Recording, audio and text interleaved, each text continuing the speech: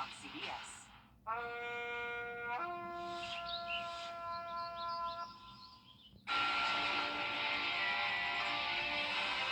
Investigate TV is here. Do you feel like it's a form of voter suppression? Digging deep into the topics that matter to you. You almost seem speechless. Watch Investigate TV.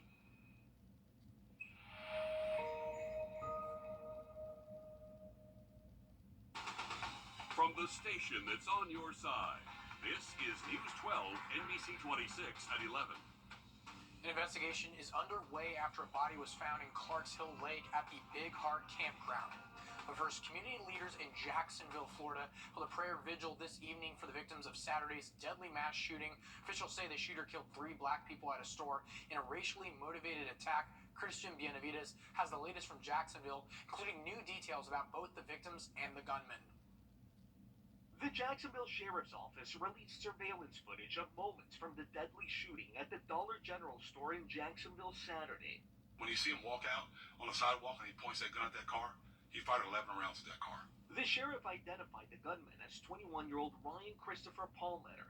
Authorities say he carried out his attack in the predominantly black neighborhood, armed with a handgun and an AR-15 semi-automatic rifle painted with swastikas, and that he left behind racist writings at his family's home before taking his own life. His writings and his manifestos were the diary of a madman. Neighbors who lived near the shooter say they are shocked by the news. I really have goosebumps just thinking about it's right here in our neighborhood, a quiet little street. The sheriff identified the victims as 29-year-old Gerald Gallion, who was shot as he entered the store, 52-year-old Angela Carr, who was shot in her vehicle, and 19-year-old employee A.J. Laguerre. The sheriff's department says the shooter purchased his guns legally, and there were no red flags, even though he had been involuntarily committed for a mental health examination in 2017. The shooting took place close to Edward Waters University, a small, historically black university. Be very sure. Sunday night, community leaders held a prayer vigil. Many are still searching for answers as they mourn the victims lost. Christian Benavides, CBS News, Jacksonville. It's over to Emily at the Pano. We have been hearing some storms through the studio. How is it looking for our people here in the CSRA? Well, here it is. Here's the picture for us. Most of us are seeing rainfall right now. Saw scattered showers throughout the afternoon, but now a big cluster. It's the best way to describe it. Really over most of Augusta, pretty much all of Augusta, moving into Aiken County now. Some places a little bit more south of Augusta and eastward, seeing some of those showers too. And this is going to eventually push out of our way. So by the time most of us are getting ready for the day tomorrow, conditions are going to be calm, but they're not going to stay calm. We're going to see some isolated to scattered like showers later on in the evening tomorrow, late afternoon, early evening, I should say. But that's not going to be our only chance of rainfall. Over the next 5 days, we're going to have plenty of rainfall to go around, and that's going to be due to Tropical Storm Idalia. There we go. Had to make sure I pronounced that right. Tropical Storm Idalia. So that's going to bring some heavy rain throughout the middle of the week. So definitely keeping an eye on that, Craig. But other than that, good news. A little bit cooler out. So definitely looking forward to that. Alrighty, thanks for the heads up on that, Emily. Investigation is underway at Big Heart Campground after the body of a man was found there. News 12's Audrey Dickerber has been following this story. And Audrey, you were there at the scene earlier today. What can you tell us? This is the first time an incident like this has happened this year. From our reporting, the last incident was in June of last year where 3 siblings drowned at Clarks Hill Lake. And before that, it was 3 people in 2021. The McDuffie County Coroner's Office identified that body as 92-year-old Michael Allen Cole. This all started when Mark McKillen with the DNR says game wardens were told about an adult male floating face down in Clarks Hill Lake, nearby the Big Heart boat landing late Sunday morning. That call came in just after 11, and Cole was pronounced dead not long after. His body has now been sent to Georgia Bureau of Investigation Crime Lab for an autopsy. And the McDuffie County Coroner's Office and Georgia DNR are investigating that incident. And we'll continue to keep you updated on that. Thank you so much for that, going over there, Audrey. Now, new at 11, the Allendale Police Department are currently looking for this man. Jonathan Kelly is wanted for murder and kidnapping. This stems from an incident 2 weeks ago where officers responded to shots fired near Bluff Road and Sam Street. That left one person dead. Police say Kelly is to be considered armed and dangerous, and if you see him, call their office, but do not approach him. And police in Columbia, South Carolina are investigating the deadly shooting of a USC student. It happened early Saturday morning. Investigators say the student had attempted to enter into the wrong house when he was shot. Police were originally called to the home about a burglary, and while heading to the scene, that call changed to reports of shots fired. The Richland County coroner confirms 20-year-old Nicholas D'Onofrio, a senior at USC, was found shot to death on the front porch of the home. Right now, it's unclear if charges will be filed. And a volunteer coach for a high school football team in Atlanta is facing charges after a video surfaced showing him punching a player during a game on Saturday. Police have not revealed the name of the coach, but this video shows the coach yelling at his player during the first quarter of the game and then punching him in the stomach. Police say the coach was removed from the field shortly after the incident and now faces a battery charge and administrative discipline from Atlanta Public Schools. And charges against former President Donald Trump in Fulton County will face a major test on Monday. District Attorney Fani Willis will lay out the details of her anti-racketeering case against Trump, his Chief of Staff Mark Meadows, and 17 other co-defendants at a federal hearing tomorrow morning. It's the first time arguments will be made in court about the 4 criminal cases brought against Trump this year. The hearing will center on Meadows' motion to move his case to federal court, but it could end up acting as a mini-trial that determines the future of Fulton County's case against the former president. And Apple's put out a new warning that you should not sleep next to iPhones while they're charging. The tech giant's latest iPhone user manual says, quote, do not sleep on a device, power adapter, or wireless charger, or place them under a blanket, pillow, or your body when they are connected to a power outlet. Instead, users should keep iPhones, power adapters, and any wireless chargers in a well-ventilated area away from the body when charging. Otherwise, the phones risk generating too much heat and sparking fires.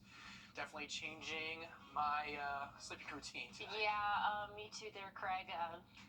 But on that tonight, recovery efforts are underway in Australia after a deadly crash involving U.S. Marines. We'll have those details coming up next. Showers and thunderstorms continue across the CSRA, now really impacting the city of Augusta. We have a flash flood advisory for portions of Aiken County, but I'm going to have your full forecast coming up after the break. Make the new school again. 1 person is dead and 4 others hurt after a Miami construction crane collapsed while performing renovations at the HCA Florida Mercy Hospital Saturday afternoon. Around 12:15, Miami Fire Rescue and the City of Miami Police responded to reports of a collapsed crane at the hospital. Officials say a crane failure occurred while it was carrying mechanical equipment about 200 feet into the air before collapsing and dropping it on top of 5 construction workers. And there was a deadly crash today involving U.S. Marines. They were killed when their Osprey aircraft crashed on a remote island during joint military exercises. The military aircraft carrying 23 American Marines crashed near Darwin, Australia, just seconds after the pilot radioed in an emergency. The Osprey, similar to these, went down during a training exercise at 9:30 a.m. Australian time on Melville Island, killing at least 3. This is a terrible incident. Helicopters airlifted 5 seriously wounded Marines to Royal Darwin Hospital about 60 miles away. Network 10's Samara Gardner. The hospital here has activated its highest emergency level, and that's meant that theatres were cleared out as well as several wards to cope with the wounded. U.S. officials tell CBS News the crash involved Marines from Camp Pendleton, and the Osprey was based out of Hawaii. The tilt-rotor aircraft was one of 2 taking part in a 12-day routine international exercise involving troops from multiple countries. This is the second deadly incident this week involving a Marine aircraft. A Horner jet crashed near San Diego Thursday, killing the pilot. Just last year, 9 Marines died in 2 separate accidents involving Ospreys, one near San Diego and one in Norway. The military exercises, which were supposed to continue until September 7th, are on pause for now as the crash investigation continues.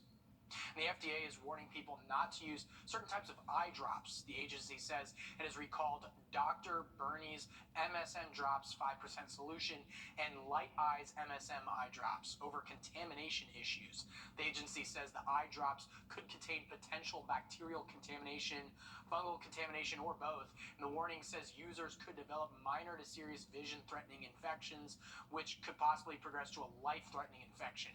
For more information about the recall, visit fda.gov. Well, he just issued a new flash flood advisory for portions of Augusta, and now we still have one in Aiken as well. I'm tracking all of this and the rain upcoming this week, and I'll have your full forecast coming up after the break. And this weekend at the box office, did a racing film based on a true story just edge out Barbie? Find out when News 12 NBC 26 at 11 continues next. After an break. And this weekend at the box office, did a racing film based on a true story just edge out Barbie? Find out when News 12 NBC 26 at 11 continues next. After an accident, Partner of the Atlanta Braves. It's a Goldilocks experience. Some heating and air conditioning contractor prices are too high. There's an extra charge for everything. Some advertised prices are too low. You know, like not real. Contact Styles Heating and Cooling, the company that is just right. Styles has been keeping area homeowners comfortable for more than 50 years. You can't trust just anyone with a truck. Styles repairs it right the first time and replaces only what can't be repaired. See us on the web at stylesair.com. Which hotel? Somebody say which hotel? I'm great at this. Dance your faves in the spa-like bathroom. Or enjoy local craft beers with breathtaking views at the Cambria. Book direct at choicehotels.com. Thanks for watching News 12 on your side. Big Wreck, Tiny Jagger of the Atlanta Braves. It's a Goldilocks experience. Some heating and air conditioning contractor prices are too high. There's an extra charge for everything. Some advertised prices are too low. You know, like not real.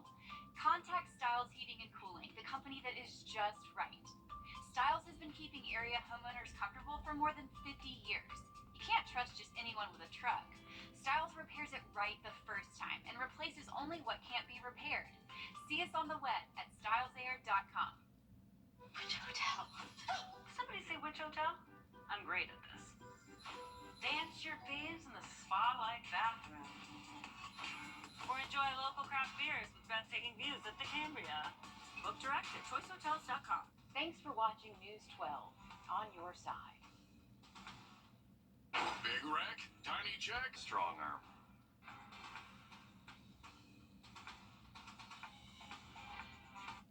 Well, folks, it was Cinema Day, and it looks like a photo finish at the weekend box office. David Daniel has the early estimates for the top 5 films in theaters. oh my god, oh my god, oh my god, oh my god! Teenage Mutant Ninja Turtles Mutant Mayhem took 5th place with $6.1 million. It's nearing $100 million domestic. Oppenheimer topped the $300 million mark in domestic box office with a 4th place weekend worth $9 million. Blue Beetle dropped from 1st to 3rd, earning $12.8 million. Hey, Barbie. Can I come to your house today? Barbie keeps raking in the dough. $17.1 million gave the blockbuster 2nd place and a domestic total of $595 million. I know what I'm doing. I'm not afraid. A narrow victory for Gran Turismo. The racing flick based on a true story took the checkered flag, grossing $17.3 million in its debut weekend. In Hollywood, I'm David Daniel. Well, NASA's SpaceX crew has successfully docked with the International Space Station. Astronauts from 4 different countries are a part of this mission, which is called Crew 7. The team launched aboard the Crew Dragon spacecraft from NASA's Kennedy Space Center in Florida early Saturday, reaching the ISS today. Astronauts will spend about 5 days taking over operations from the SpaceX crew, 6 astronauts who have been on the space station since March. The mission marks the 8th flight operated by NASA and SpaceX as part of the agency's Commercial Crew program. But here on Earth, we are tracking a few showers tonight. Emily said these storms might be sticking around heading into the week. Yeah, these will move out overnight. But you're right, we're going to see some rainfall really most days this week. I do have some good news for you for next weekend, but let's take a look at current conditions. Heavy rainfall across the city of Augusta right now. Aiken County seeing that flash flood warning. Now we had a new aerial flood advisory for portions of Augusta. So if you're having to get out on the roads, hopefully most of us are in for the night. Definitely take it slow out there and just know that it's raining hard and we're seeing some flooding like conditions. So again, this is that aerial flood advisory taking up really all of the city of Augusta, and then over here in Aiken County seeing that flash flood warning. So heavy rainfall is going to continue for probably the next hour or so. Then it should be out of here and conditions are going to look a lot better for our early morning hours. Monday, cooling off into those middle 70s, and then we'll warm back up into those middle 90s. Now, I think we might see a little bit more rainfall than what this map is showing tomorrow afternoon and evening. Nonetheless, things are going to be calm for most of the overnight hours. Monday, Tuesday, though, that's when things are starting to shape up, become a little bit more wet and patterned. Right now, we have Tropical Storm Idalia. That's expected to strengthen into a hurricane and actually even a Category 2 hurricane before it makes landfall just in the bend of Florida. That's going to happen sometime Wednesday morning. Now, the models are roughly an hour or two off on timing. Not going to make a big difference in terms of intensity. Now, if we were talking a 12-hour difference, that would be a different story. But again, pretty confident to be at least a Category 2 system. So here's a little bit of a better look at what we can see in terms of rainfall. So this is around 6:30 Wednesday morning, making landfall, in Florida. And then it's going to be moving up into our area. But here's the good news. We are on this western part of the storm, and so that's where we want to be. That's where the weaker part of the hurricane as a whole. Nonetheless, it will still be tropical storm strength when it reaches us here in Augusta, or at least expected to here in the CSRA. But again, this front right quadrant here, that's going to be the strongest part of the system. So maybe closer to the coast, probably going to have some stronger impacts than we will on the western side. So that's some good news there. Still going to bring heavy rainfall. Thursday, a little bit iffy in terms of the widespread rainfall, but still a high possibility depending on exactly when this system's going to move through. Now, I'm showing you this model. This is a different one than what I just showed you. This has the system coming a little bit closer to us. So still on the left side, but a little bit closer to home here in the CSRA, so we might get a little bit higher rain totals then. I'm estimating anywhere between 3 and 5 inches of rain over really a very short amount of time, probably starting late Tuesday and then ending early Thursday. So heavy rain in our near future, but with that, cooler high temperatures. Definitely looking forward to that. We'll be in the 80s this week, and then things are looking great for our weekend. I mean, by Friday, mostly sunny, 86, Saturday, 90, mostly sunny. And once we get to Saturday and we see 90, I feel like we're going to think that it's fall because we've been so used to this high heat indices. I think 90 is not going to be bad, Craig. Well, here's hoping we make it to Friday. Thanks for the heads up there, Emily. And coming up in sports, USA Cycling returns to Augusta for the first time since 2018, and the Tour Championship wraps up in East Lake. That's all new with the Liz Lions coming up next. And as we head into break, here's a live look at Las Vegas and your winning lotto numbers.